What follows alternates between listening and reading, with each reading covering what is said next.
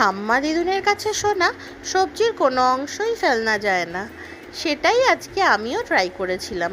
আমরা বাড়িতে যে তরমুজ খাই, তরমুজের যে সাদা অংশটা আমরা ফেলে দিই, আজ আমি সেটাই রান্না করেছিলাম। অনেকেই এটা জানে, কিন্তু আমি এটা আজকে ফার্স্ট টাইম ট্রাই করলাম, তাই রেসিপিটা সবার সাথে শেয়ার করি। সবার কেমন লাগলো রেসিপিটা আমাকে অবশ্যই জানিও।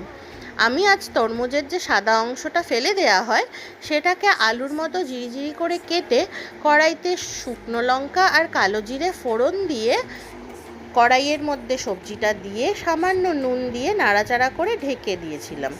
আর তার পাশেই কাঁচা লঙ্কা আর সর্ষে বেটে নিয়ে তার মধ্যে হলুদ, সামান্য নুন আর ব্যালেন্স করার জন্য একটু চিনি দিয়ে নামানোর আগে মশলাটা দিয়ে শুকনো শুকনো হয়ে আসলে ওপর থেকে কাঁচা সর্ষের তেল ছিটিয়ে গরম ভাতে পরিবেশন করেছিলাম।